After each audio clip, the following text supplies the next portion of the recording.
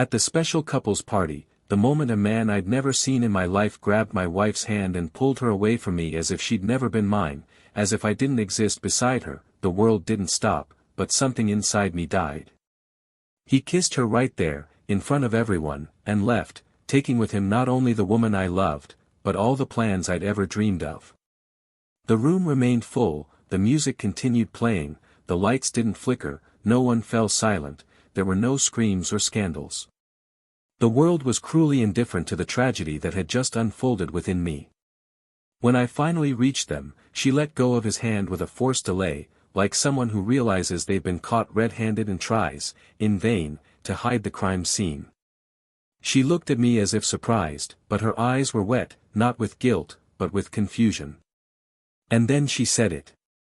She said it as if each word were a step away from everything we'd built. Here ends everything I once called us. Her voice was firm, rehearsed, perhaps repeated 1,000 times inside her head. But inside, I saw her crumble. Her gaze screamed what her mouth hid. It was the look of someone who had bet everything on something they weren't sure they truly wanted.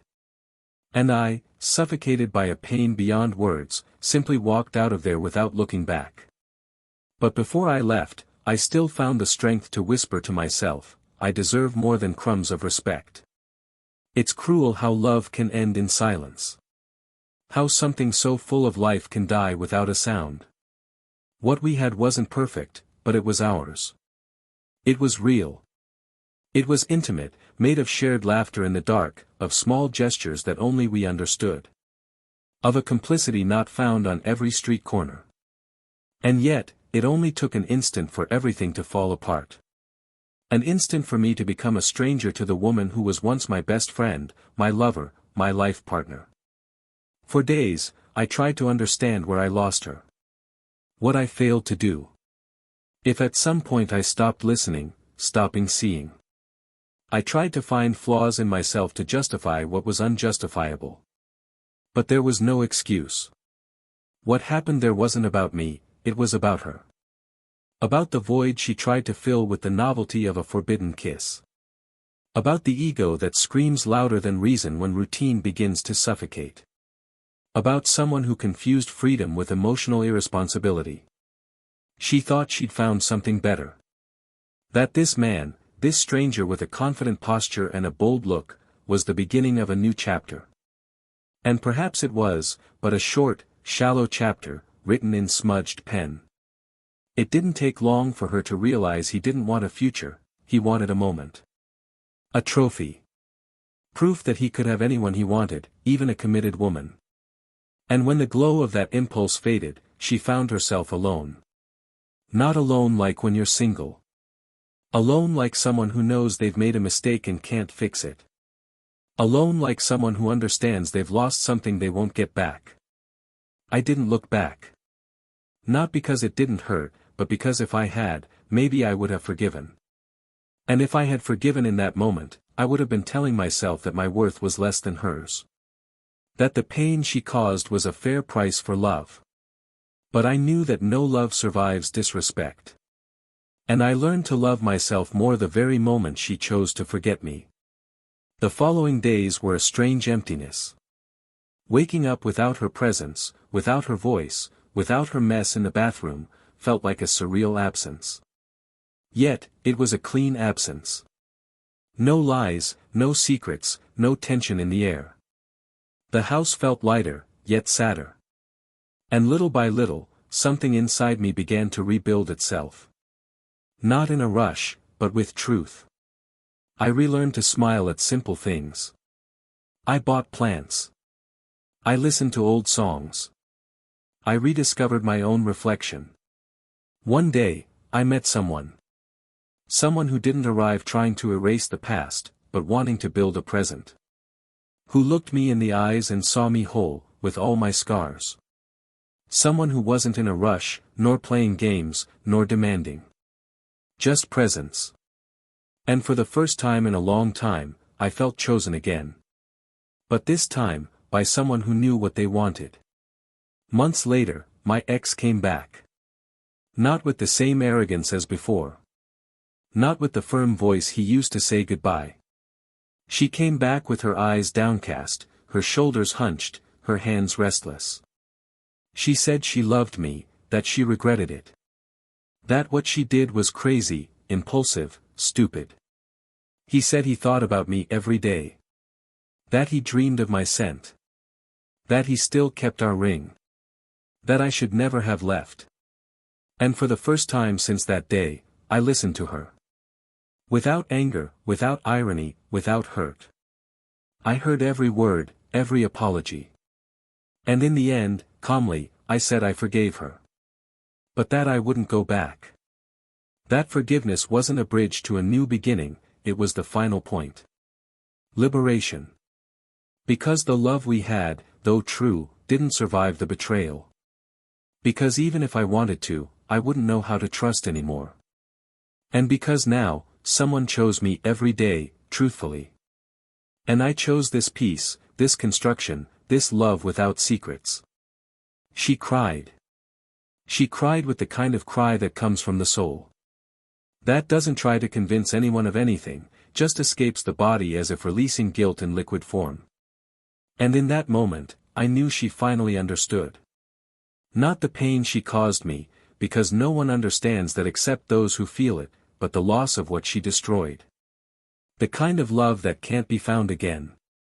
The kind of companionship that is built brick by brick over the years. And there, in that reunion without promises, she realized that I wasn't just the man who loved her. I was the man who would have stayed forever, if she had stayed too. She still tried to justify herself. He said what she had with that man was brief, empty, meaningless. That she felt used. That she regretted it the moment he turned his back without even saying goodbye. But none of that mattered anymore. Because the problem was never that man. It was the choice. The moment she let my hand slip through her fingers to take someone else's. The moment she chose an impulse over the story we'd built. A mistake that involved no blood, no screams, no scandals, but that killed love in the cruelest way, with coldness. I no longer felt anger. I felt pity. Because I'd rebuilt myself, but she still carried the weight of everything she destroyed. Time passed. Life went on. And one day, by a twist of fate or a whim of longing, I received a letter from her. Not a letter of reconciliation, nor a desperate plea for me back. It was a letter of gratitude. She wrote that the love she had for me was the truest of her life. That, if she could go back in time, she would have held my hand tighter that day. That I taught her respect, presence, and constancy. That, even unintentionally, my absence taught her more than my presence. And that she left me alone, with affection. It was a sad but beautiful letter. A kind of mature farewell. An acknowledgement of what was lost. And I cried. Not because I wanted to go back. But because I remembered how much I loved someone who once destroyed me. Today, I look back and see no resentment. I see learning. I see a man who was broken, but rebuilt. Who was betrayed, but didn't lose himself. Who chose to love himself when the other's love ended. And who now lives a love that's whole, without halves, without secrets, without fear. But sometimes, when I close my eyes, I still hear that phrase of hers echoing inside me, "Here ends everything I once called us." And I wonder, if she had said that with regret a second before the kiss, would it have been different? And that's where the Real story begins. Welcome to the channel. Here, betrayal isn't romanticized, it's exposed.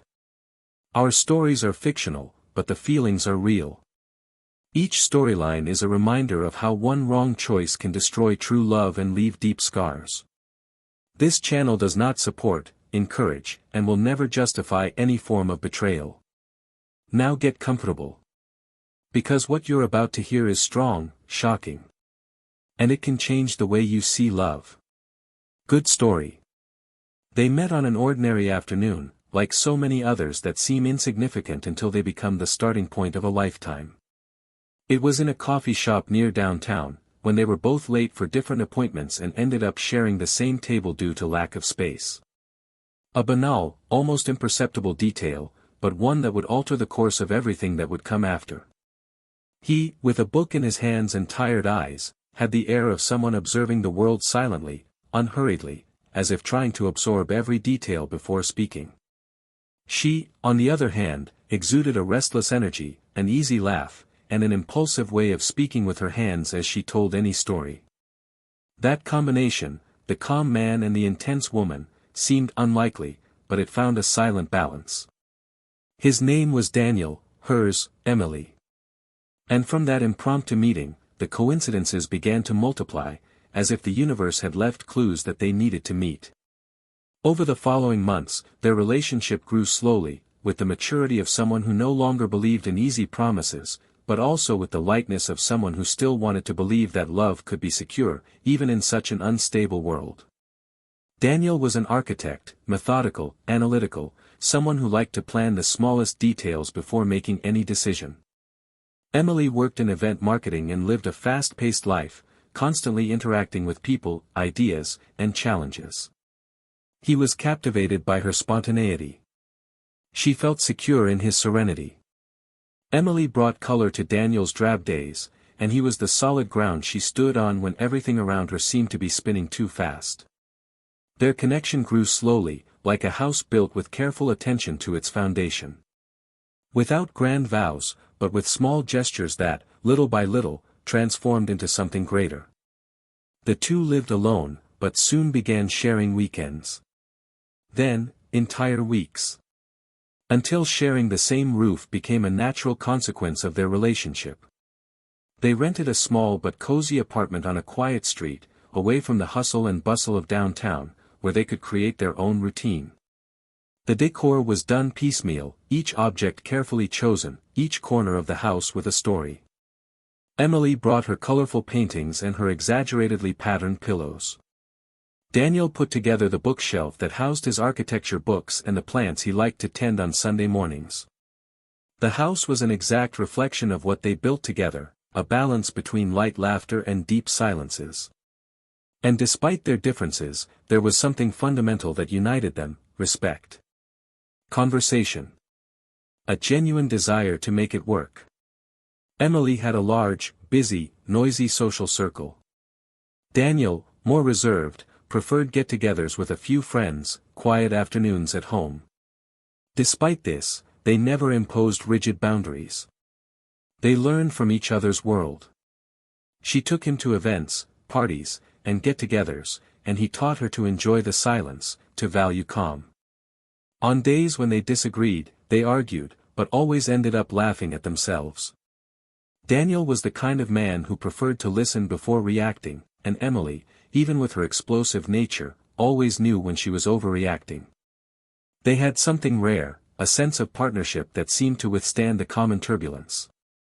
Between them, there was complicity, a respect built on the little things. He knew how she liked her coffee. She knew the silences he needed when the day was heavy. The things that were unsaid but felt. This mutual attention became the cornerstone of their relationship. Little by little, they began to talk about the future. About buying an apartment, maybe moving to another city. Emily spoke of marriage subtly, unhurriedly, but with sparkling eyes. Daniel, always pragmatic, wasn't the type to get emotional easily, but he always listened attentively. He didn't promise with words, but with actions. He helped her study for her MBA exams, drove hours just to accompany her to important events, held her hand at family dinners. Emily often said, half jokingly, half seriously, that Daniel was her safe haven. That with him, everything seemed clearer, easier. He, in turn, found in her a light that brightened even the darkest days. She reminded him that life was also about allowing yourself to make mistakes, laughing out loud, and changing plans midstream. He reminded her that stability wasn't boredom, it was caring. Life continued with its ups and downs, like any long-term relationship. Responsibilities increased, time seemed to pass more quickly, and sometimes, routine tightened their bonds. But even when exhaustion took over, they made a daily choice to stay. To try. To talk late in the kitchen even when sleep was a burden. To make peace in the middle of a busy day. To look at each other tenderly even in the hardest moments. There was a foundation. A story being written slowly, with truth.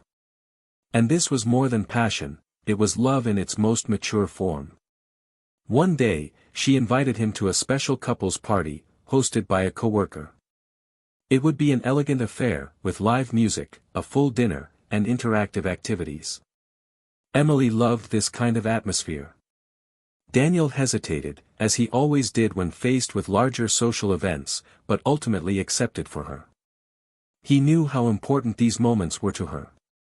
And even though it wasn't her favorite setting, he was willing to go. For her, he always would be.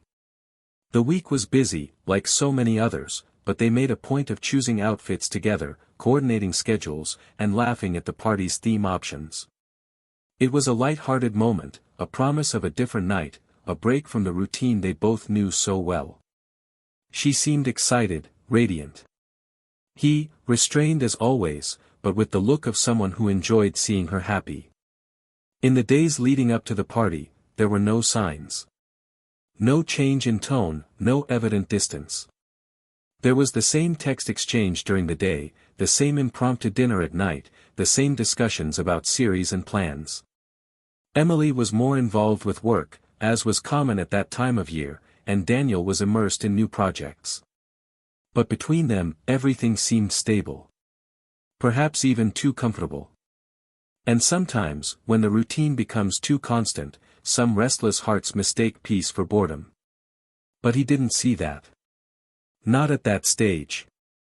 He was there. Present. Confident that they were on the right path. Confident that love, when it's real, endures even silence. And perhaps because of that, he didn't notice the cracks that were beginning to form between the lines. Emily never stopped showing affection. She kissed him before leaving, texted him midday, laughed at the same old jokes. Daniel believed in the stability they'd built. In the strength of their relationship, in the solidity of time. There was a history between them that, to anyone's eyes, seemed unshakable. Social media showed smiling photos, trips together, affectionate comments. Friends saw them as an exemplary couple. And, indeed, that's what they seemed to be, two adults who had chosen to love truly. But there are cracks that don't make a sound. That forms slowly, inside. Sometimes, an unspoken word, a misunderstood feeling, a desire too closely held. Small fractures that only reveal themselves when something comes along and shatters everything. And, at that moment, no one knew what was about to happen. Not even her. Not even him. The night of the party approached. Emily was excited, as she always was before any event. Daniel, though tired, continued his quiet, caring manner. He hurried to finish his reports, straightened his shirt, and smiled discreetly as she complained about her dress. They were together, in the same space, in the same routine, sharing the same conversations. But inside her, something was stirring. Something even she couldn't quite name. And inside him, there was only confidence. The blind certainty of someone who believes that when you give your all, there's no reason to doubt. What they didn't know, what no one in that room could have imagined, was that that night wouldn't just mark a party. It would be the beginning of the end of a story that seemed meant to last. And it all would begin with a look. With a gesture. With a choice. From that moment on, nothing would be the same. And they would both discover, in the cruelest way, that love, no matter how strong, cannot survive when respect is broken. But that was yet to come. The party was just the beginning, the trigger for something no one there could have foreseen.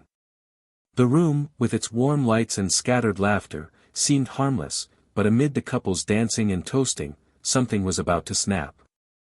Daniel, in a dark suit and serene gaze, followed Emily between the tables, proud, if a little out of place in the noisy environment. She, radiant, greeted colleagues and friends, her hair shining in the yellow light, her perfume marking her passage. He watched her fondly, admiring how well she fit into the setting. But there was something subtle, almost imperceptible, that began to change that night, a look exchanged in silence, a touch that lingered longer than it should have, an unease hidden behind smiles. Daniel noticed, but ignored it. He believed in her. He believed in everything they had built. He was not a man of empty jealousy, nor of unfounded suspicions. And it was precisely this trust that blinded him. What happened next was etched in his memory like a nightmare lived in complete lucidity. An unknown man approached, with a confidence that overflowed with arrogance. He spoke something in her ear, and before Daniel could comprehend, the gesture happened. A kiss. A public, unexpected, cutting kiss. The room seemed to fall silent. Emily stood still, unresponsive. For a few seconds, Daniel didn't understand what he was seeing. Then, the shock turned into a paralyzing emptiness. She tried to say something, but the words wouldn't come. The man simply smiled, as if winning an invisible game, and walked away, taking with him what little dignity remained in that scene. Daniel approached, stunned, and Emily, in a belated reflex, released the stranger's hand, stepping back. And that was when she spoke those words that pierced him like a blade, "Here ends everything I once called us." She said it without stuttering, without hesitation, but her eyes trembled. He stood there, voiceless, just feeling his body grow heavy, his heart shatter in silence. Then he turned and left. There was no scandal, no audience. Just the distant sound of the music playing again, as if nothing had happened. In the following days, silence became a cruel companion. No explanation, no attempt at contact. She disappeared. Daniel tried to understand, searching for meaning in memories, turning over every moment of their lives, searching for a sign, a flaw, a loophole. He found none. What remained was a jumble of unanswered questions. Until, weeks later, she reached out to him. She called late one night, asking to talk. Her voice sounded shaky, tired, like someone carrying too much weight. They met in the same cafe where it all began. Fate, capricious, brought them face to face again in the same place where they had once fallen in love. But this time, there were no smiles. Only an abyss between them. She arrived first, her eyes puffy, her face pale. When he sat down, she tried to smile, but the gesture died before it could begin. For a moment, they were silent. He waited for her to speak, but her voice seemed stuck in her throat. Until, finally, she let it out. She said she needed to tell the truth. That she couldn't bear the weight of what she'd done. That the man at the party wasn't a coincidence, nor a random stranger. He was someone from her past. Someone she thought she'd forgotten. She said that, before meeting Daniel, she'd had a turbulent relationship with this man, someone who made her believe she'd never be enough, who toyed with her feelings, and that, upon seeing him again at that party, she felt something confusing, something she couldn't explain. "I thought I needed to understand what I still felt," she said, tears falling slowly. "But the moment it all happened, I realized there was no love at all, just emptiness. And in that emptiness, I lost the best thing I'd ever had." Daniel listened silently. His chest tight. His hands trembling, gripping the edge of the table. It wasn't just about the kiss. It was about everything he believed in. About the trust destroyed. About the love undone by a moment of weakness. She continued. She said the man, after that, disappeared. That he no longer wanted contact, that he treated her coldly, as if she'd never meant anything. "I was used," she murmured, her voice breaking. "But I don't want that to sound like an excuse. I made a choice. And I lost you." He took a deep breath. He didn't answer right away. Inside him, anger mixed with pain, disbelief with sadness. "You didn't lose me because of him," he said finally. "You lost me when you decided to forget me, even for a second. When you chose to live in a moment and destroy a story." She lowered her gaze, unable to look at the man who had once loved her more than anything. The conversation continued between pauses and tears. She repeatedly asked for forgiveness, but he knew forgiveness wouldn't be a bridge, only closure. Emily tried to explain that she'd felt suffocated by the routine, that she needed to prove something to herself, but the truth was, no explanation was enough. Daniel looked at her and saw a stranger. A woman he no longer recognized. The same woman who once made him laugh until he cried now made him bleed inside with words of regret. He stood, ready to leave, but she took his hand one last time. "You'd hate me less if you knew the rest," she said, her tone barely audible. He turned, his gaze hardened, and she revealed what she'd hidden until that moment, that the man at the party had planned everything. That he knew who Daniel was. That the kiss was a provocation, a kind of personal revenge, not against her, but against Daniel himself. He stood still, trying to comprehend the absurdity. "Revenge?" he asked, confused. Emily nodded, crying. He said the man was the brother of a former girlfriend of Daniel's, someone who never accepted the end of a youthful relationship. That, upon meeting Emily again at a work event, he discovered she was married to him. And, out of pure perversity, he set up the perfect scenario to publicly humiliate Daniel.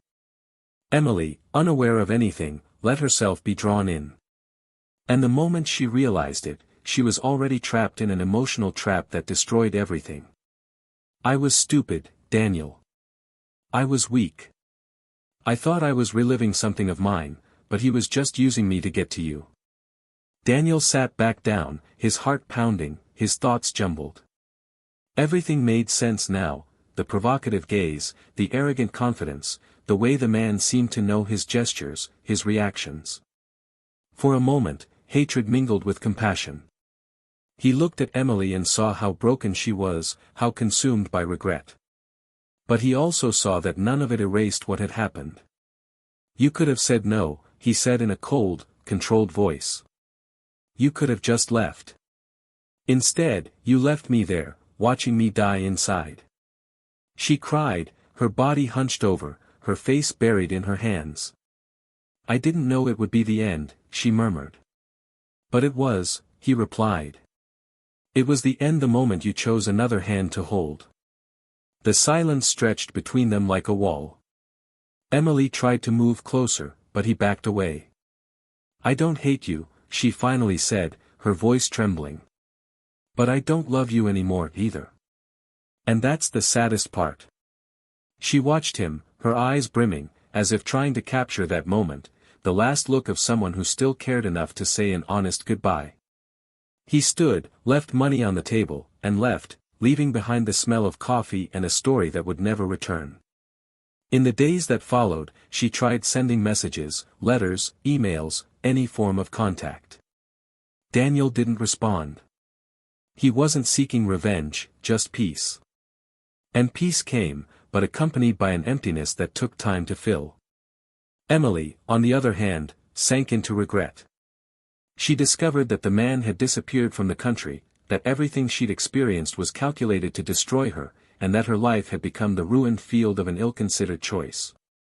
And when she finally found the courage to look at herself, she realized she'd lost something she would never find again, the trust of someone who truly loved her. Time passed, and Daniel moved on. Not quickly, not with relief, but with a hard-won calm. He learned to forgive not for her, but for himself. Because hating her would be keeping her alive within him. Months later, upon receiving the letter she sent, with words of regret and gratitude, he cried for the last time. Not in pain, but in liberation. Their story had come to an end, and their love, though dead, still left echoes. But he knew, some stories end so others can begin. And it was with this understanding that Daniel finally allowed himself to move on. Daniel didn't seek revenge, didn't wish harm, and didn't seek answers beyond those he already had. Instead, he chose the harder and more mature path, moving on. After his last conversation with Emily, he understood that nothing could rebuild what had been destroyed. No words, tears, or gestures could restore the innocence of loving without fear, the freedom to trust with closed eyes, the warmth of Sundays shared without tension. There was no going back, and he didn't want a fresh start sustained by rubble. He decided to move house. That apartment, once the home of so many dreams, was now merely a painful reminder of what had been lost. He took with him only what was rightfully his and left behind everything that held shared memories. The sofa where they laughed, the bookshelf where they stored books, the walls that listened to their silences, everything remained, part of a history he no longer wanted to revisit. The new house was smaller, more discreet, and located in a more secluded neighborhood, surrounded by trees and silence. It was a space that represented exactly what he needed, peace. In the first few months, he felt the weight of loneliness more strongly than he ever imagined.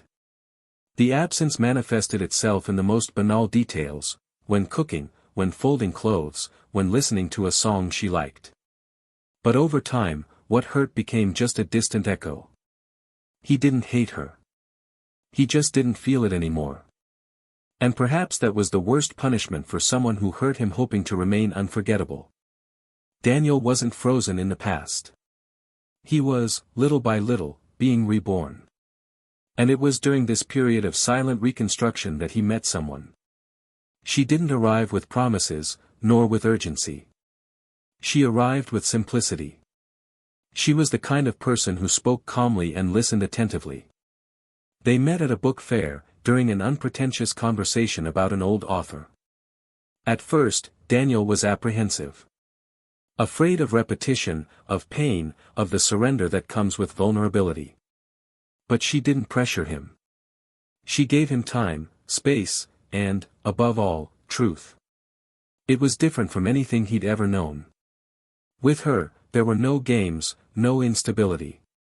Everything was simple, as it should be. And for the first time in a long time, he began to smile lightly again. To talk late into the night. To dream without fear. Meanwhile, Emily followed a very different path. The first consequence was loneliness. Not physical loneliness, but the kind that comes when you realize that, even surrounded by people, no one else sees you with the same respect. The exposed betrayal caused friends to drift away. Her sister, a confidant for so many years, couldn't hide her disappointment. Her mother, though she tried to understand, couldn't hide her sad look when the subject was brought up. Emily began to live with the weight of regret. She lost her zest for work, her energy in conversation, the sparkle in her eyes. She tried to contact the man who used her, but he never responded. The pain of being used compounded by the remorse of having thrown away the only love that truly chose her completely. She tried to rebuild her life alone. She attended therapy, wrote letters she never sent, visited places she used to go with Daniel, as if to find pieces of herself scattered throughout. Nothing worked. The truth was cruel, she hadn't just lost a man, she'd lost the admiration of everyone around her, including herself. Years later, ironically, she learned that Daniel was married again. That he was living well. That he smiled more. That he had a daughter. The news came like a blow. Not of envy, but of awareness. There, at the birth of another family, she understood that she had been forgotten. And the most painful thing wasn't being abandoned, it was knowing that the love she once received hadn't left roots in anyone but her. For Daniel, she became history. And his past had been buried with dignity. Emily, for her part, continued to live with the shadow of what she had destroyed. One random morning, she received a letter.